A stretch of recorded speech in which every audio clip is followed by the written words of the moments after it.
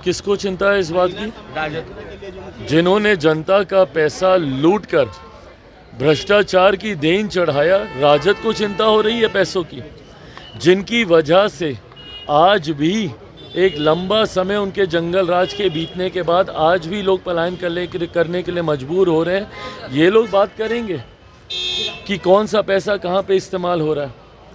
हकीकत है कि कम से कम राजद को तो भ्रष्टाचार, पैसे के दुरुपयोग पे कम से कम नहीं बोलना चाहिए।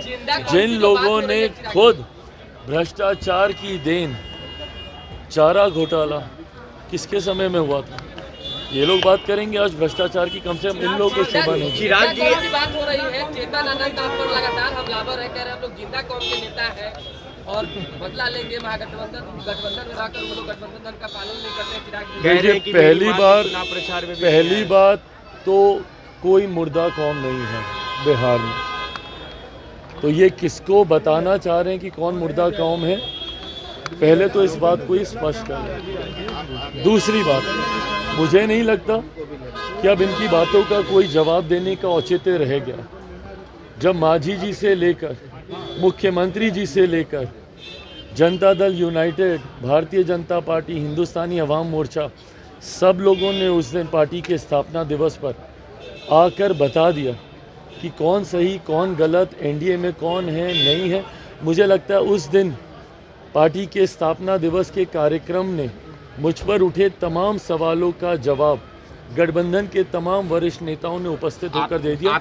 इसके बाद अब इस मुद्दे पर चर्चा करने का आम आदमी पार्टी की सरकार, जिसका नेतृत्व जो व्यक्ति कर रहे हैं अरविंद केजरीवाल जी, इन्होंने अपनी कही हर एक बात से मुकरने का काम किया। ये वही आदमी है जो दिल्ली के रामलीला मैदान में एक पर्ची लेके घूमते थे भ्रष्ट नेताओं की, और उन तमाम भ्रष्ट नेताओं से समझौता कर अलग अलग समय पर सरकार बनाने का इन्होंने काम किया। जो कहते थे कि हम बंगला नहीं लेंगे, गाड़ी नहीं लेंगे, सिक्योरिटी नहीं लेंगे, वो तमाम कार्य इन्होंने करने का काम किया। इनके बंगले का जिक्र जो सुर्खियां बटोरा है उससे भी हर कोई वाकिफ है।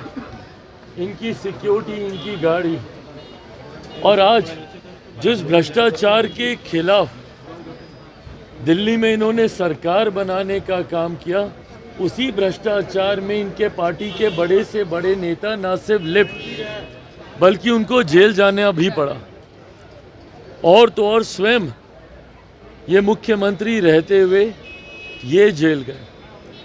और अब इनकी पार्टी के नेताओं का नाम ना सिर्फ भ्रष्टाचार बल्कि एक्सटॉर्शन में भी उनका नाम सामने आ रहा है। दर्शाता है कि अगर देश के इतिहास में कोई सबसे बड़ी भ्रष्ट पार्टी रही है तो वो आम आदमी पार्टी ही रही है। और अब दिल्ली की जनता, खास तौर पर पंजाब में भी यही हाल है, पर क्योंकि पहले चुनाव दिल्ली में होने वाले हैं, दिल्ली की जनता ने मन बना लिया है कि जिस तरीके से आम आदमी पार्टी ने दिल्ली और दिल्ली वालों को लूटने का काम किया है, अगले साल के शुरुआत में ही दिल्ली में विधानसभा के चुनाव हैं और इस बार किसी कीमत पर भी आम आदमी पार्टी की सरकार वहाँ नहीं बनने जा रही है। दिल्ली की जनता ने मन बना लिया है। जिस तरीके से अलग अलग राज्यों में, हरियाणा, महाराष्ट्र में एनडीए भारतीय जनता पार्टी की सरकार बनी है,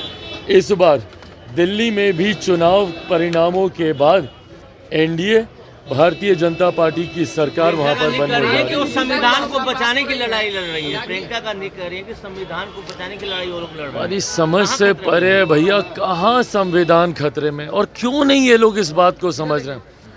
ये लोग जनता किन मुद्दों पर चर्चा करना चाह रही है, विपक्ष को अभी तक यही समझ में नहीं आ रहा। संविधान आरक्षण, संविधान आरक्षण, 2024 लोकसभा का चुनाव आपने लड़ लिया, आज लगभग 6 महीने होने को आए हैं लोकसभा चुनाव परिणामों के बाद, और इन 6 महीनों में अलग अलग राज्यों ने आपको बता दिया भैया कि ना संविधान मुद्दा है ना आरक्षण मुद्दा है। हरियाणा का चुनाव लड़ा था ना, क्या हो गया, क्या हो गया महाराष्ट्र में।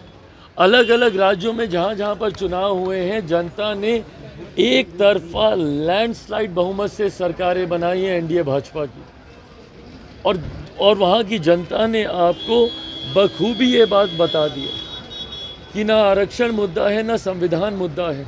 और ख़ास तौर पर जब कांग्रेस जैसे दल संविधान आरक्षण की बात करते हैं, संविधान कभी खतरे में था तो वो सन 75 में था, जब सही मायनों में आपने संविधान की हत्या की थी देश में इमरजेंसी आपातकाल लगाकर।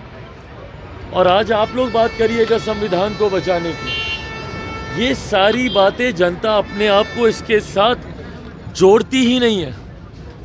और अभी पुनः अगर आप लोग इन्हीं मुद्दों का जिक्र कीजिएगा तो जिस तरीके से बाकी राज्यों में परिणाम आए हैं, इसी तरीके से दिल्ली में भी आपको हार का सामना करना पड़ेगा, बिहार में भी करना पड़ेगा, असम में भी। मुख्यमंत्री